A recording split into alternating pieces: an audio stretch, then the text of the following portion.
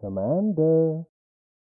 Commander. Hey, Commander, you're awake finally. You've been daydreaming about that Imperial Cutter for so long. Come, I'll show you how to get it really quickly. But first, a quick message. We've all been there. You want a brand new PC that you can show off to your friends so that they can go, wow. Well, look no further, my friend. Star Force Systems has the best PCs in the universe. They offer PCs at all different price points, so you can get the PC that's right for you. Yes, for you! Horizon PCs are perfect for the everyday gamer. They're affordable, they're fast, and they're great for first-time PC users and experienced gamers alike. Navigator PCs are the mid-range. They're perfect as well. They have no faults. The Voyager PCs, listen up, listen up, listen up. They feature 40 series GPUs and new-gen products. The Voyager PCs are the best of the best. They're cream of the crop. You hear me? Anyway, that's enough of the shenanigans. Go and check out Star Force Systems using the link in the video description.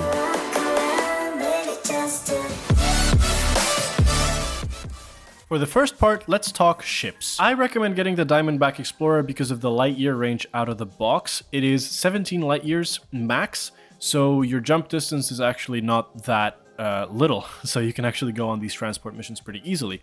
Now, the place we're going to is actually quite far away, so the Diamondback Explorer, one, it's absolutely amazing because of the light year range, and two, it is very easily maneuverable, so you're gonna have a fun time actually piloting it. Now, I recommend getting a fuel scoop and not a fuel tank, because the fuel scoop, if you get a tier 4 one, is going to recharge your fuel very, very quickly.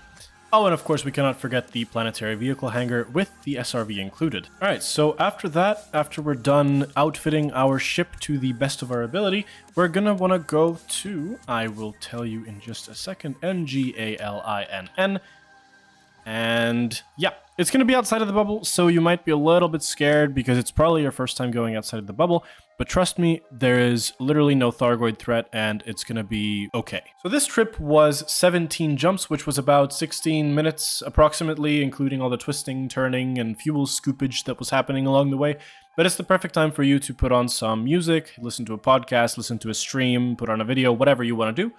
So that was perfect, and the Diamondback Explorer actually came in really, really handy because of the maneuverability.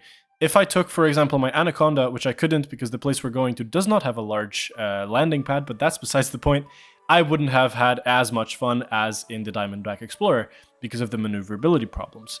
But enough of that. Once you do actually get to this place that we're going to, you just want to do some transport missions, which I will show you in a bit, but that's just data transfers. So we want to go to, let me just see if I can find it really quickly, because there's a lot of fleet carriers in here, even though I am in solo mode.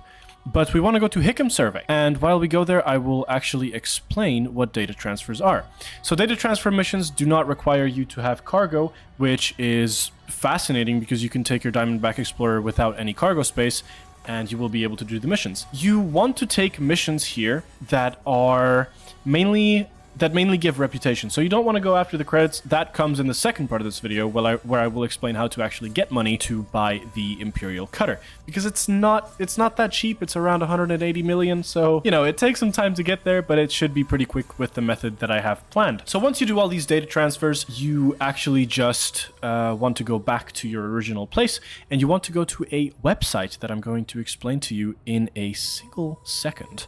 But before I tell you about the website, let's actually explain what type of missions you're going to be doing for the next approximately 20 to 24 hours, because that's how long it takes for you to get Duke on a good day if you're starting from absolute zero. Now, you want to go to Starport Services, you want to go to the mission board, and you want to select every single person here who has the Imperial logo.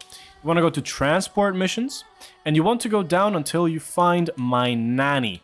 Now, you can always refresh this and get more missions, but you want to take all the data transport missions you can to My Nanny, and then when you get to My Nanny, you hand these off, and then you come back to Engallen.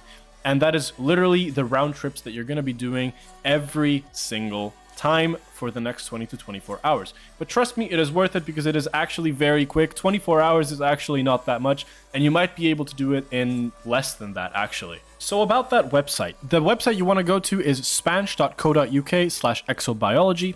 You want to enter your source system, which for me is LHS-20. You want to enter the light year range of your ship, which is 17 for the DBX. You want to enter 50 for the radius light years. You want to enter 10 systems because that is going to be enough. It's going to be around 67 hours if you do it fast enough. And you have your systems here and your bodies and literally everything that you need. You will get around 263 million if you do all these, and that's going to be more than enough for you to get your cutter. Stratum here is literally rock, so you just scan some colored rock on the surface of a planet, and then once you're done, you just go on to the next planet. Slight modification in the outfitting section. You want to go and get let me see here, a detailed surface scanner. Otherwise, you're not going to be able to scan planets, and you're not going to be able to do this exobiology run. Once you have that, you want to disembark and go to the Pioneer Supply Store, where you're going to talk to this beautiful gentleman over here. You browse the stock and you purchase a suit. Now the suit you want to purchase is the Artemis suit, because this is the one that has the genetic sampler, which you're going to need for your exobiology run.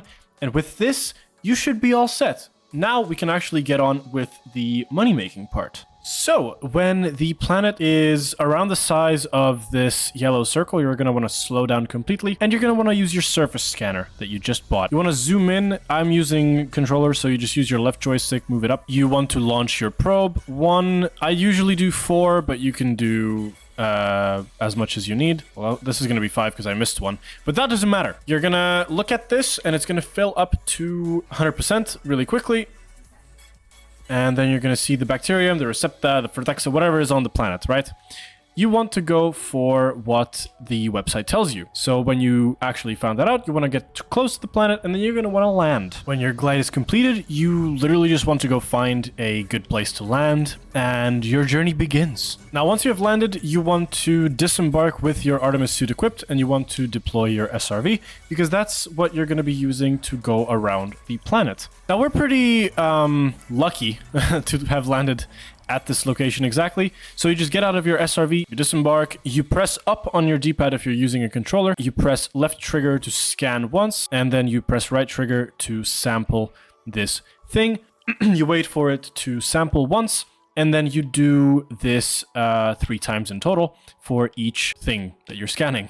It's pretty simple, to be honest. Once you're done, you head back to your ship, and you literally just get back in, you board it, and then you are on your way back to your home base. Once you're back at your main station, you refuel, and then you disembark. After you've disembarked, you head to the company that we all know and love in the exobiology sector, Vista Genomics. You go up to this gentleman over here, you talk to him, and you sell your organic data. Hopefully you're going to have way more than I have here, so you should be able to sell around 263 million credits worth of data. You sell that, and then you go and find where they have Imperial Cutters. You go and buy one, and that's it! And now, after a little bit more than an entire day's worth of game time, you finally have this beauty. I have it outfitted a little bit, but you know, we don't really care about that. You have your own cutter now. So it should take you around 30 hours if you're slow.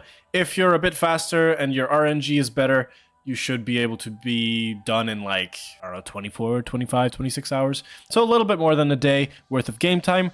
But there you have it. The ultimate guide on how to get a cutter pretty quickly. You don't have to spend months doing it. If you do 8-hour days of this game and you just play it, you should be done in, if my math serves me correctly, about 4 days, which is completely fine. Like, if you play this game for 8 hours and you enjoy it, then it's absolutely fantastic. You can do anything else on the side. It does not require your attention, and you have a beautiful ship to share your achievements with. But yeah, this has been it for how to get the Imperial Cutter quickly, and with that, the Duke title as well in the Imperial sector. But yeah, thank you guys so much for watching this video. I truly hope that you enjoyed it. I should be doing more Elite Dangerous content soon as well. The next video that's going to be coming up is an anime convention vlog. If you are going to be interested, that's going to be up in about 2 weeks. If I am slow, if I'm fast, then it should be up next week. But yeah, Thank you guys so much for watching, and I hope to see you again next time. Bye for now. Adios.